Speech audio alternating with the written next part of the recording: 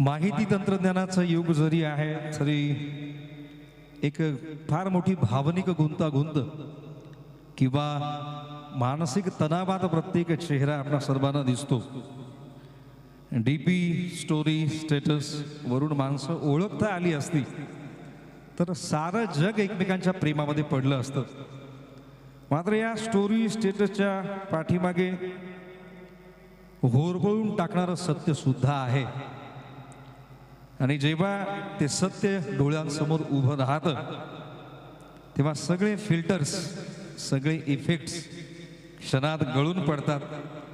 आभासी जग आणि वास्तव यातली दरी जितकी मोठी होत जाईल तितकं माणसाचं आयुष्य अर्थहीन बेजार होत जाईल. आता अनुष्ठानामध्ये असे किती गुरुबंधू आहेत ज्यांनी पहिल्या दिवसापासून आतापर्यंत मोबाईलला हात लावला नाही. जरा जागेवर उभं राहा बरं.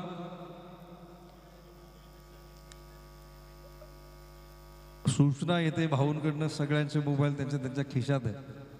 आता ही मिस कॉलची मारामारी, होंकारातनं एखादा फोन ऐकणं वगैरे या गोष्टी अनुष्ठानाला भंग करतात. ही गोष्ट लक्षात घ्या. या सर्वांचं जरा एकदा जोरदार टाळ्या वाजवून आपण या ठिकाणी अभिनंदन करूया ज्यांनी अतिशय कडक आपलं व्रत केलेलं आहे. धन्यवाद. खाली बसून घ्या. मोबाईलच्या आभासी जगामधनं जोपर्यंत आपण बाहेर येत नाही तोपर्यंत वास्तवाची जाणीव आपणा सर्वांना होणं केवळ आणि केवळ अशक्य प्रायस्त आहे.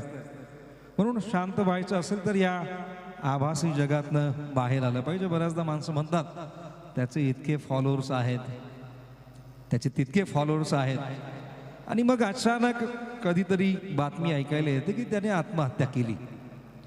आता समोर तर एवढं सगळं चांगलं दिसत होतं, मग तरी त्याने आत्महत्या काय केली? असं काय कमी पडलं की त्याला एवढा टोकाचा निर्णय घ्यावा लागला? याचा अर्थ तो जे भासवत होता, तो जे दाखवत होता ते कुठंतरी आतून पोखरलेला दिखावा होता. आणि म्हणून माणसाला एक सशक्त आयुष्याची परिपाठी आवश्यक असेल, माणसाला एका सशक्त आयुष्याची पार्श्वभूमी हवी असेल तर बाबाजींसारख्या संतांची आवश्यकता आहे. तुमच्यापैकी बसलेल्यांपैकी अनेक जण खूप चांगल्या बॅकग्राऊंड मधून आहेत, चांगल्या पार्श्वभूमीतनं आहेत. मात्र कधी कधी संगत पंगत चुकली की आयुष्याची रंगत बिघडते. यावर बेतलेलं उदाहरण असं की एकदा एक शिकारी शिकार करण्यासाठी जंगलामध्ये गेला आणि त्याला एक अंड सापडलं. ते अंड त्यांनी घेतलं, घरी आणल्यानंतर कोंबड्यांच्या खुराड्यामध्ये ठेवलं. काही दिवसांनी ते अंड फुटलं, त्यातनं पिलू बाहेर आलं. ते पिलू त्या कोंबड्यांच्या पिल्लाबरोबर खेळायचं, त्यांच्यातच राहायचं. त्या जंगलातनं एक दिवस यात्रा करत करत एक बाबाजींसारखे संत चालले होते. त्या संतांनी बघितलं की हे पिलू काहीतरी वेगळं दिसतंय. मग त्यांनी त्या शिकाऱ्याला विचारलं, हे तुला कुठं सापडलं? त्यांनी सर्व किस्सा सांगितला.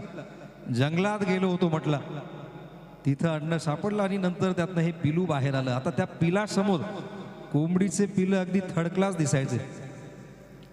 मग त्या संतांनी त्याला उपदेश केला की म्हणे असं कर, ते पिलू हातात घे आणि माझ्यासोबत चल. त्याने ते पिलू हातात घेतलं आणि त्या संतांसोबत चालू लागला. थोडंसं मोकळं पटांगण लागल्यानंतर त्या संतांनी त्याला उपदेश केला, हातातलं पिलू वर फेक. त्याने हातातलं पिलू वर फेकलं, ते जरा फडफडलं आणि पुन्हा एकदा जमिनीवर खाली पडलं. पुन्हा त्या संतांनी सांगितलं, आता पुन्हा ते पिलू घे, वर फेक. पुन्हा त्याने सगळ्या जीव एकवटून ते पिलू वर फेकलं, पुन्हा ते फडफडलं आणि खाली पडलं. आता मात्र त्या पिलाला लागलं. मग त्या शिकाऱ्याने त्या महात्म्यांना सांगितलं, म्हटले महात्मा, आता तुम्ही मला कितीही सांगितलं तरी मी पिलू वर फेकणार नाही.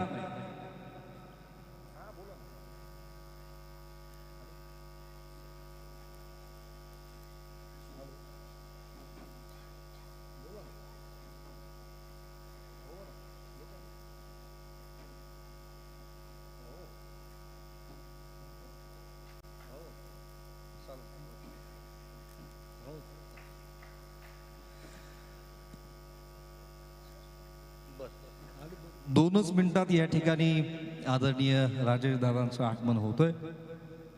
तेव्हा त्या शिकाऱ्यानं सांगितलं, शिकार करणं हा जरी माझा धर्म आहे तरी इतकं तडपून तडपून मारणं काही माझ्या नियमात बसत नाही. आता मी पिलूवर फेकणार नाही. मात्र त्या संतांनी सांगितलं, एकदा शेवटचं पिलूवर फेक. त्यानं कसं बसं शरीरातले सगळं त्राण एकवटलं, डोळे घट्ट बंद केले आणि ते पिलूवर फेकलं. डोळे बंद होते. मग त्या संतांनी सांगितलं, आता डोळे उघड. त्याने डोळे उघडून वर बघितलं तर ते पिलू उंच आकाशात भरारी घेत होतं. ते पिलू उंच आकाशात विहार करत होतं. मग त्या संतांनी त्याला सांगितलं, म्हणे अरे बाबा, हे पिलू काही साधं सुधं नव्हतं. ते पक्षीराज गरुडाचं पिल्लू होतं. कोंबड्यांच्या पिलामध्ये राहून राहून ते स्वतःचं स्वत्व विसरलं होतं. कोंबड्यांच्या पिलामध्ये राहून राहून ते गगन भरारी विसरलं होतं. आपल्यामध्ये सुद्धा काही पक्षीराज गरुडाची पिलं आहेत. मात्र अधूनमधून थोडंसं कोंबड्यांच्या टोळक्यात गेलं की जरा घोळ होतो. म्हणून जोपर्यंत कड्यात आहात तोपर्यंत शाबूत आहात. देवाच्या बापाची टाप नाही तुमच्या केसाला धक्का लावण्याची. किसी ने खूब कहा कि जितने तारे गगन में उतने शत्रु होय, लेकिन कृपा हो जनार्दन बाबा जैसे संतों की तो बाल भी वाकाना होय, बाल भी वाकाना होय. जोपर्यंत बाबाजींचं कड तुमच्या हातात आहे, जोपर्यंत बाबाजींची छत्र छाया तुमच्यावर आहे, तोपर्यंत तुमच्या